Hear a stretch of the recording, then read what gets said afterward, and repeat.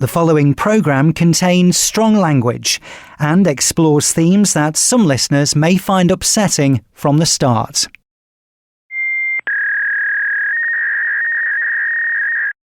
I hate the damn sight of them. I mean, I've got no time at all for homosexuals. Right. No time whatsoever. And I mean, anything that assists them or puts them forward in the public eye, I've got no time for.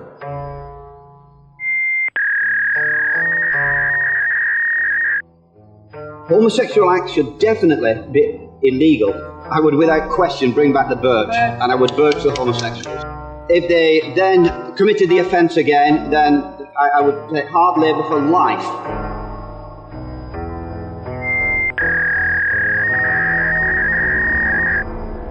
But we would find any public manifestation of it upsetting because it's not what we expect in an Anglo-Saxon society.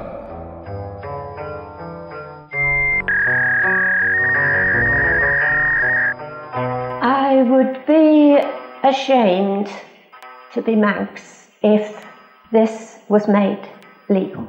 Well, of course, we would just pray for people like that.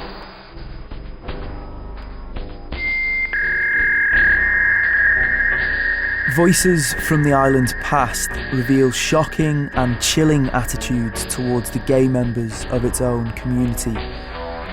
Armed with an islander's pride and two fingers flung in the direction of Westminster, homophobes came out of the woodwork in the late 80s and early 90s and reviled gays as second-class citizens and reckoned they should be subject either to the mercy of God, medieval punishment, or both.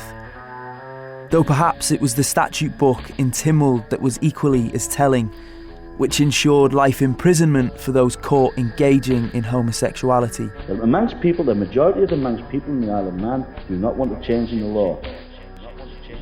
It seemed for some it didn't matter that the Isle of Man was enduring a problematic period for a quarter of a century, as it contravened its international obligations to human rights.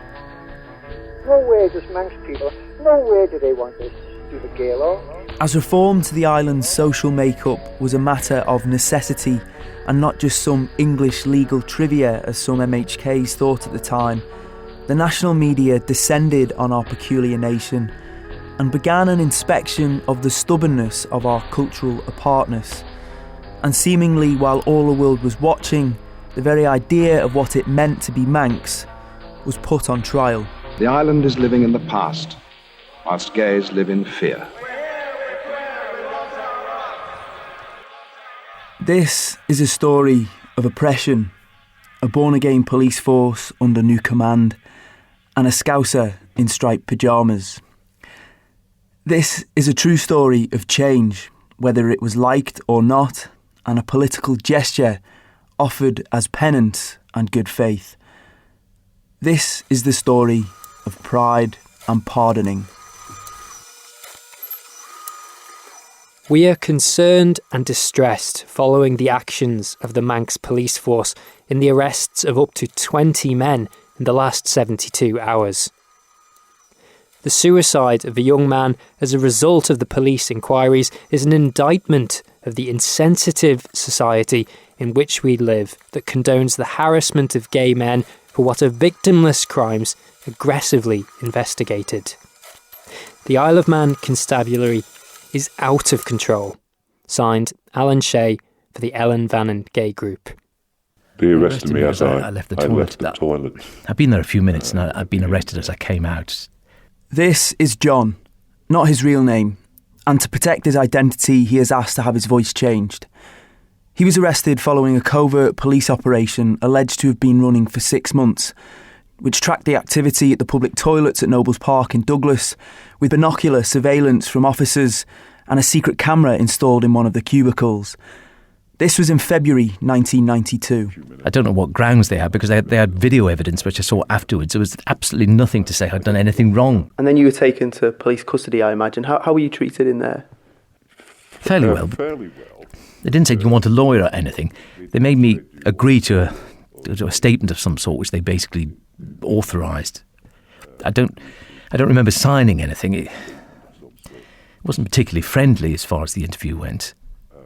There was pressure from them to get me to plead guilty. And I remember one officer coming in and objecting to something.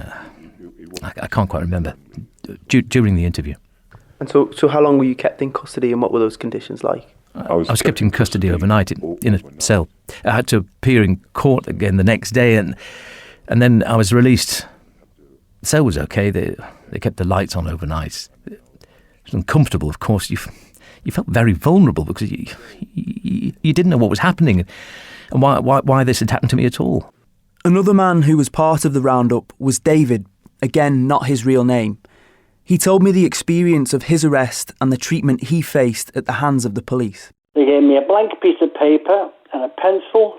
They said to me, "We're going outside now for a cigarette, and when we come back in, you'll have a load of names on there of all the people you know who are homosexual. Not whether they've committed any offence or anything like that, but you will write down the names of people who you know are homosexuals." They were very, very hostile. And so how did you take that police method? I was, to be honest with you, not been in a police station before, and to be in for something like that, well, I was shaking and trembling and fearful, really, wondering what the hell's going on. These people have got some power here. What are they going on about? And they wanted you to dob people you knew who were gay just people who were gay, not to write down people who I might have known have been committing homosexual acts anywhere, but just people who were gay. They were just wanting to know who gay people were. They wanted to know all the names. So when they came in, they had a blank sheet of paper after their cigarette break, and they looked at it and they said, "You haven't wrote any names down." And I just said, "Well, why should I?" And once again, through all of this, they never said to me, "You can have a lawyer." I just thought, this is totally wrong. Totally wrong. But I accepted that it would turn out all right in the end. I kept a positive attitude rather than being downhearted. The reason I sort of ask about, or probed a little about, your time in custody, is that there's a number of allegations that suggest that as a result of police treatment, it led to a number of suicides from people who were arrested. Were you aware of that? I was aware when I was released.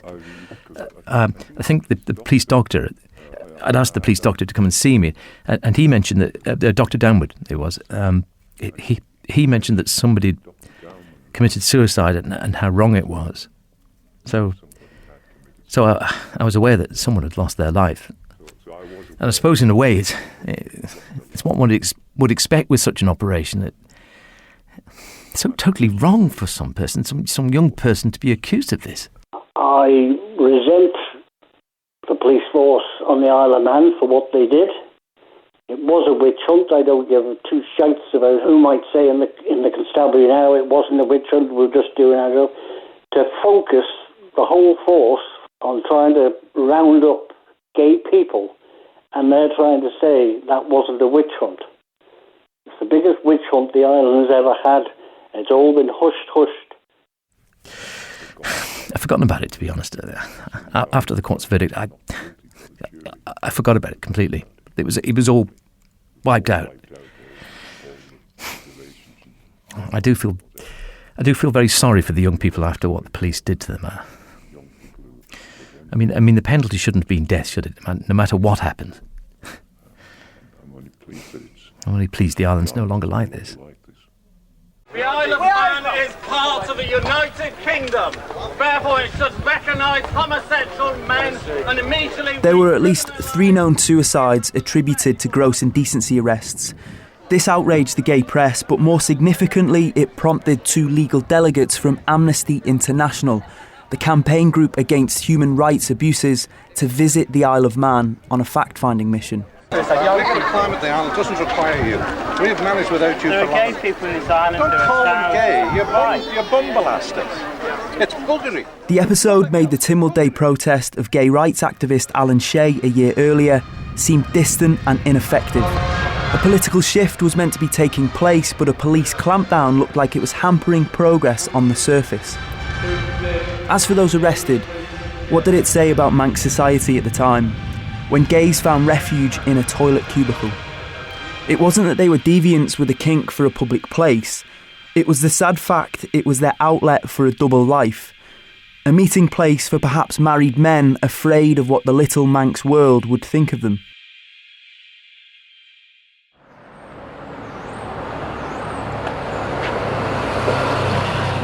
It seems tough to build up a relationship now. We've been together constantly for 36 years. I think we've only been separated for about a week. Wow. That's good going. 1 week. Can I sit on that chair just to move a little closer? Yeah. Just push it. How long have you lived on the main road in this house? I've been in the main road now since I came here in 1983. We bought this house 1st of April 1984, but I arrived on the Isle of Man in 1983. Right, so this has been your home ever since? Been in this house now for 35 years in this house. Despite his notoriety of being the ringleader for the gay rights movement on the Isle of Man, Alan Shea and his partner Stephen never thought once about moving house.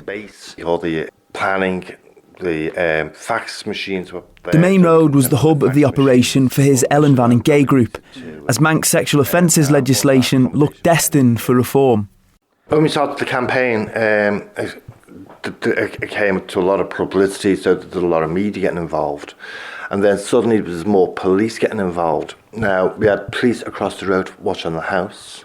We had police a few doors on the road in their car. We had friends who used to come here and they were stopped by the police, asking them where they were going to. And then when they left here, they said, who have you been to see? And because one of the guys that he was gay, went out, he knew one of the police officers. The guy said, well, you know where I've been, so why ask? And they walked on. So the police were keeping a very close eye on what was going on in this house.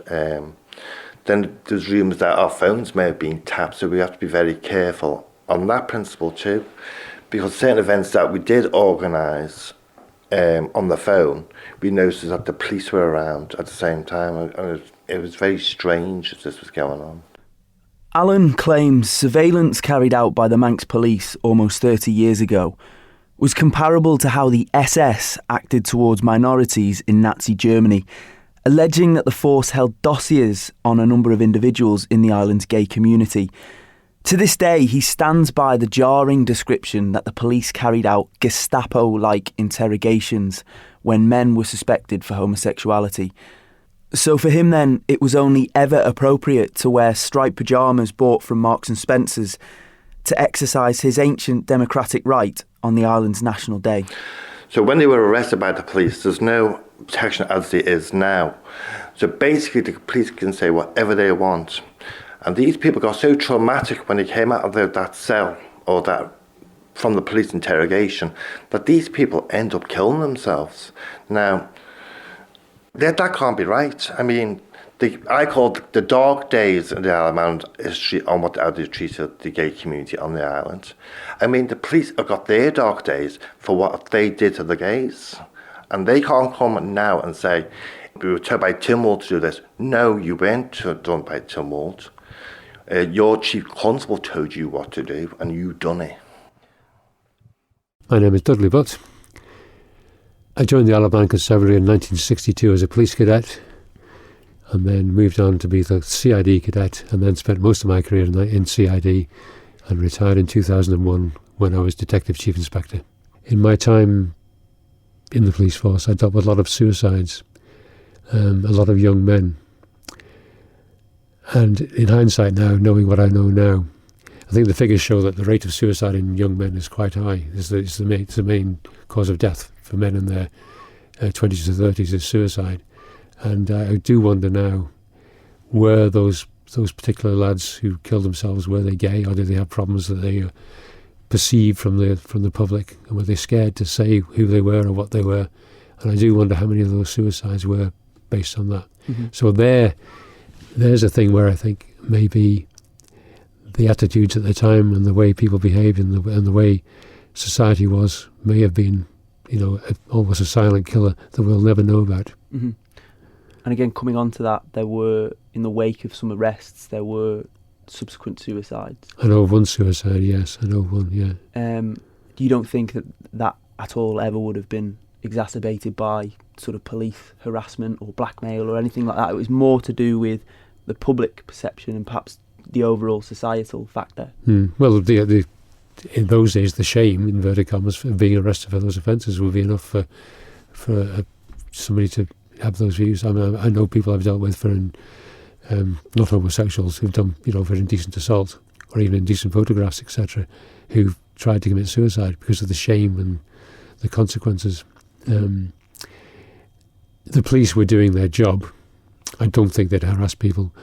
I suppose the big question is, should we have been doing it? Should the law have been in place still for us to do that? 1967, they changed things in the UK. The Abortion Act changed in 67 as well. That didn't change here either. So we were always behind in social legislation.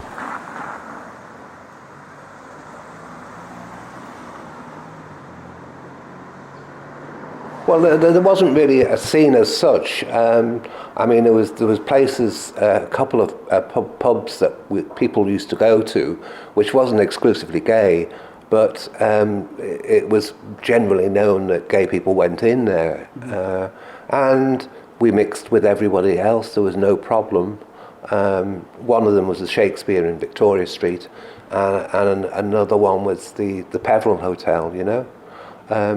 So that was like sort of late 70s, early 80s, and we didn't ever have any problems.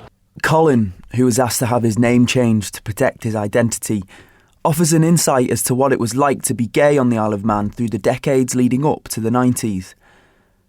So how cognizant was both he and his friends of the anti-homosexuality laws on the island at the time? I don't really think it ever came into it. I don't think anybody ever really gave it. I mean, there always was an understanding that it was illegal, but nobody ever thought there'd be an occasion when you could be arrested for it. And of course, most of it was done in private anyway, so I mean, it would never be found out. I think the general consensus was that the police knew who everybody was, and so long as they weren't misbehaving, they just let everything go on, And this account of Colin's certainly overlaps with that of Dudley's in the police. We didn't take a lot of action against homosexuals as such, but it was just the general consensus of the public was that they were to be sort of almost vilified. Going back into the 70s, 80s, we did get complaints about toilets being used in the public. And we did at one stage watch some toilets in Bucks Road because the public complained about the nuisance.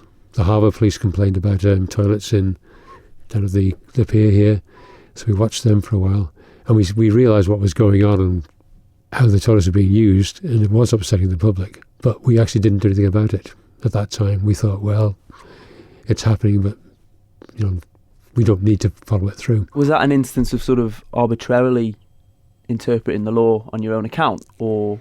Yeah, I think it's hard to say. We didn't take any action at the time, put it that way. I know in later life, later times rather, after I'd left CID, there was action taken on the Nobles Park incidents. I don't know why that decision was made. I'm not sure what prompted that. However, for Colin, who seemingly enjoyed a live and let live approach from the public and from the police, out of nowhere, he told me, fear began to fester in the community in light of arrests. Because I mean, I knew quite a few of those people that were arrested, and the stories that came out of how they were dealt with at the police station were just horrific. You couldn't believe you were hearing what you were hearing. And as I said to you before, I just love to know where that came from. It just came overnight completely. I mean, people were treated disgustingly by the police, and then all of a sudden it stopped. Within about a year period, it just was like hell on earth, really. And there was a lot of fear. There was a lot of people frightened in case you were guilty by association with people. I mean, I can remember when somebody committed suicide and they came and complained to me about the police. About the fact that they'd extorted 40 grand worth of money. And when I went to the police, their attitude was, well, he's just an arse bandit. Speaking out for the first time is Peter Karran, the former MHK for Onken. He was involved in law reform during this period while serving in the Department of Home Affairs. There was more priority put on catching homosexuals than catching people pushing drugs. Why? It was a scandal. Why? And who has that say? Does that come from the department, or is that the domain of the Chief Constable? That was from the domain of the police, and policy was independent of the department. Probably goes back to the Chief Constable at the time. Robin Oak. I worked closely with Robin Oak. Robin is a terrific man. He has his views, and his views were of the time. He was very proud of his time as the Chief Constable here. Robin Oak is the name that history has made synonymous with the robust policing of suspected homosexuality on the Isle of Man. For many, his appointment as Chief Constable in 1986 marked the beginning of a change in force priorities up until decriminalisation. The problem I've got is I've got no opportunity to be in Tynwald with parliamentary privilege to tell you what really went on. But it was as shameful, disgraceful, and anybody who claims to be a Christian and promotes that sort of nonsense is a hypocrite, because there was no need for it. To take young men to go and kill themselves. I knew of one or two where they were told they'd never see their family again. They were evil. And for them all to try and rewrite history, and what you need with all types of power is audit, and there was no audit. I don't think we enforced it very rigorously, to be honest. I spent years and years interviewing people in CID, and I've never ever seen Gestapo-like tactics in my interviewing career. I'm being genuine. We spoke to people nicely, and we used to get admissions for offences that in England they wouldn't, because we seem to treat people in a better way than some police did. I think the Isle of Man police can be proud of the way they treat prisoners, or certainly in my time. With an apparent shift in policing outside of the custody block, Colin had a run-in with law enforcement. Unprovoked, he says, after speaking with a friend on Douglas Promenade. Upon returning to his car, he was stopped by a police officer and was quizzed about his relationship with the man he'd just spoken to. So then he said to me, right, he said, get yourself home. He said, if I ever see you down here again, I will arrest you for importuning. And I was just horrified. I just thought to myself, well, what on earth is going on here, you know? And I felt more anger than anything. I just thought to myself, I'm a ratepayer of Douglas, I'm a taxpayer, I've lived on this island all my life, and how dare he accuse me of importuning? It was very, very aggressive, very aggressive. He pointed his finger at me and said, if I ever see you down here again, I will arrest you for importuning. Who instigated this? We were living perfectly in harmony with everybody else. And then all of a sudden, out of nowhere, without any reason, this all happened, you know? Back on Domain Road, and Alan Shea remains steadfast in his view of the island's constabulary. I don't really trust them being truthful. It's all to do with the 1990s. I just can't trust them. I don't know what it is, I just can't trust them. So has a relationship sort of not been built up, obviously post-decriminalisation, after your protest and the changes to the law, there hasn't been a strengthening of ties between the groups you were involved in and the LGBT community and the police? Well, not with me. They've not built any friendship or bondship with me at all. I don't trust them. It does bother me. I fear the police being truthful. I absolutely fear them. So how do you feel then when at police headquarters on the International Day Against Homophobia that they fly the rainbow flag? Is that not sort of quite a progressive gesture from the police? My personal view, not the gay community but mine, I strongly believe they should not be having that flag up at that police station till the police and the Isle of Man government give us that apology, not just for the ones that were convicted, for everyone that was traumatised and ended up their lives because of the way the police treated them. In June of last year, Alan wrote to the Chief Constable Gary Roberts, asking for a full apology to help bring closure to a shameful period in Manx history. He says the police went over and above the call of duty in the enforcement of law, and as a result of overzealous action, prejudice was whipped up in the island's society. An apology, he says, will honour those who unnecessarily lost their lives and their futures. Radio News at 7 o'clock. Moramayam, how it came. Reform to the Sexual Offences Bill, which could see the removal of criminal records in the island's gay community, has been backed by a former Chief Minister. Allan Bell says it's absolutely the appropriate time to pardon those still living with outdated homosexual convictions. Prior to decriminalisation in 1993, consensual acts between men were outlawed in the Isle of Man. As a result, according to Mr Bell, it destroyed many, many lives. Following on from same-sex marriage legislation in 2016, he says a pardon, along with an apology from the police, would help to heal divisions that were driven into the community.